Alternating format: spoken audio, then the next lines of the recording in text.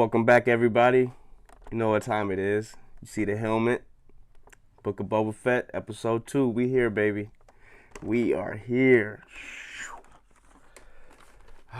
Man, I don't know where to start, guys. Book of Boba Fett, episode 2. Wow. It's much longer in. This probably should have been the first episode because it turned it up. This was very much a Star Wars story, if you know what I mean. First off, we left off with Boba having a fight with those assassins that we assumed was sent by the mayor, and it turns out Fennec Shan ends up capturing one of them, and we interrogate him or whatever. It's funny because they end up throwing him in the Rancor pit, the Jabba Rancor pit, and right before the doors open up for the Rancor to come out, the assassin immediately start talking like, "Look, man, it was the mayor. He sent me, whatever, right?"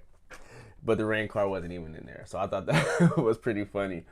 They just used the empty room to scare him, whatever.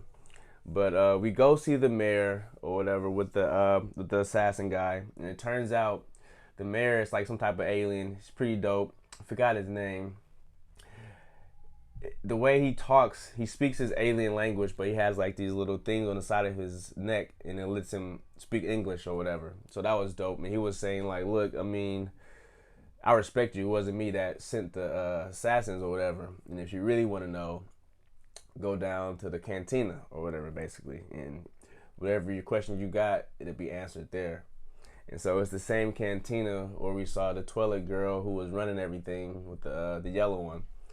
And we get there, and it turns out that even though they welcomed Boba as a new Daimyo, as they would say, they didn't tell him, or they assumed he knew, that Jabba the Hutt's cousins, the twins, were actually running his business, not Bib Fortuna.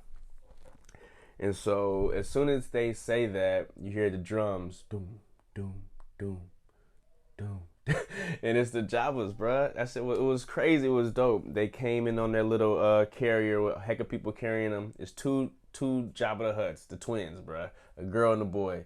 And they huge, man. And they come, and Boba walk out.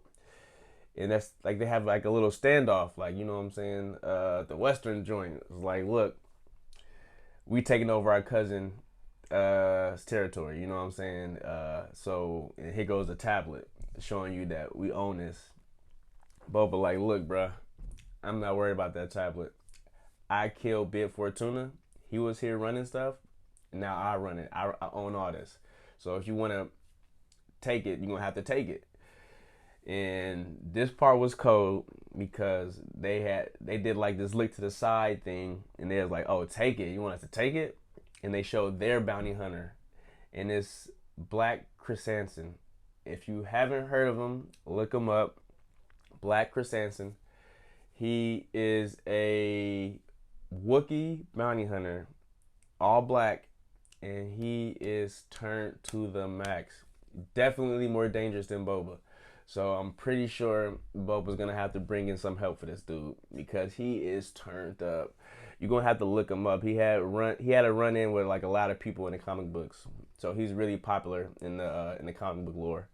But it was nice to see him in live action and to see like new Jabbas. I don't want to keep calling them Jabbas. But the twins, like, that was dope. I don't think I would see like the Hutts for a while, you know what I'm saying, or ever again, unless I was rewatching something.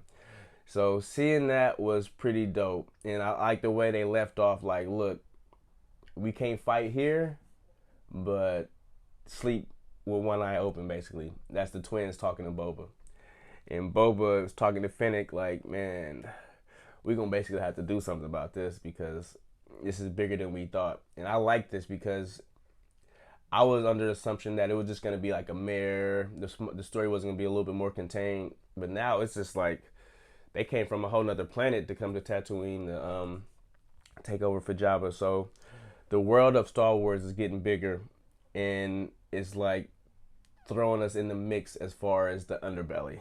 So I'm starting to really like this. Like I said, it's long, but this is where things get crazy.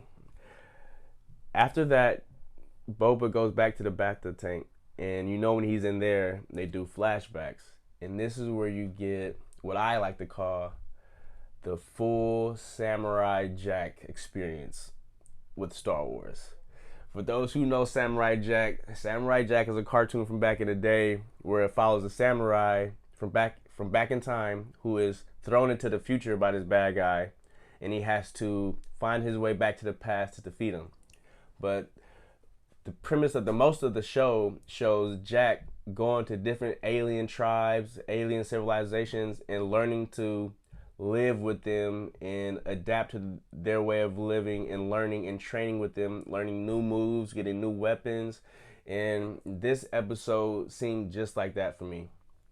Boba Fett and the Sand People, the way he starts to intertwine with them, learn their fighting choreography, just their way of life, from food to just disrespect. The respect level building between them is crazy, and seeing it, like I said, it gave me Samurai Jack vibes.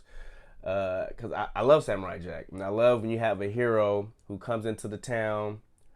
I won't even say a town, but comes into a tribe and is looked at differently, but humble himself to gain respect within the tribe and even ranking or whatever. And this episode was all that plus more.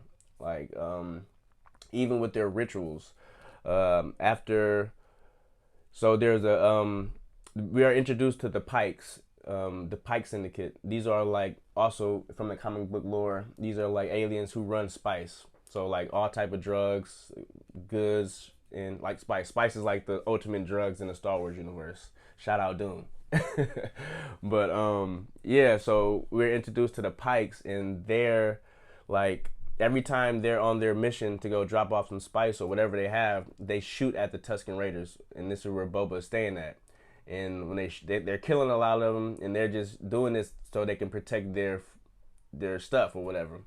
And so Boba takes it upon himself to hunt down the train. And the way that this train heist, whatever you want to call it, was done was crazy. Like the filming of this looked really good. The cinematography in this was cold, man. Like you can see, man, this money is being used right. The scale of Boba Fett is huge. But yeah, and you see him team up with the Sand People to take down this train with these pikes on it. They take down the train, and this part I like a lot. He tells them they have to walk back to their base, and they're like, "Oh, we're gonna get killed if you start walking." And Boba's like, "Look, you're under the Sand People's protection now. You know what I'm saying? As long as you pay tribute or pay a fine when you come through their desert, this is their desert sea. You know what I'm saying? As long as you pay, you good. You know what I'm saying? So don't even worry about it." And so I'm thinking that's why Boba has this leadership mentality now, because he's learning it through the Sand People, not just being a bounty hunter, but how to be an actual leader, how to take a people, to care about a people and provide for them. And he is getting that with the Sand People, the Tuskens, man. And the Tuskens are becoming a favorite. I know we don't understand what they're saying, but I wouldn't be mad, man, if one of them became like a main character and we get the little subtitles. I love that. Yeah, I guess I didn't want to go too deep into it. Like I don't want to do like major spoilers. That was just something light. You guys definitely should check it out. The episode was a lot longer. I'm telling you, I'm thinking Boba Fett is gonna go from 0 to 100 real quick. You know what I'm saying? So I don't even want to say 0. Right now, he's trying to handle things civil.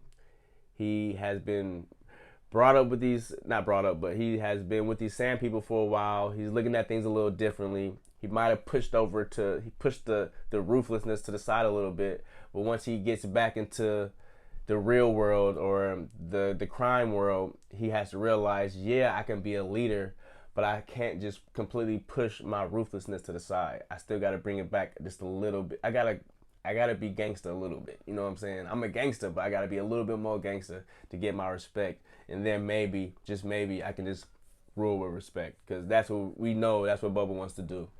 But hey, you never know. It might be one of those situations where they keep pushing my man close to the edge. So we gonna see, dude. I'm loving Boba Fett so far. It's still early. It's still early. This episode, I'm gonna go ahead and give it a 9. And the only reason I didn't give it a 10 is it's gonna sound crazy, but I actually wanted a little bit more. You know what I'm saying? Like, I know it was an hour long, about an hour, but when it ends, maybe I wanted it to end with him waking up out of the bacta tank and going to figure out who sent these, well, not who sent the assassins, but I guess going about a way to deal with the Hutts, because all we know is that they're there and they're a problem, the twins. And so, but we don't know what Boba's gonna do. So I'm pretty sure next episode, him and Fennec are gonna team up, and we'll probably get some more backstory with the bacta tank. So yeah, we'll see, man. Make sure you guys like, comment, and subscribe. Comment below. Let me know what you guys think about this episode. Is it getting better for you? Was it still the same? Was it incredible? Let me know. It's been Real Squad. This is Boba Fett. We'll see you for episode 3 next week, man. Peace out.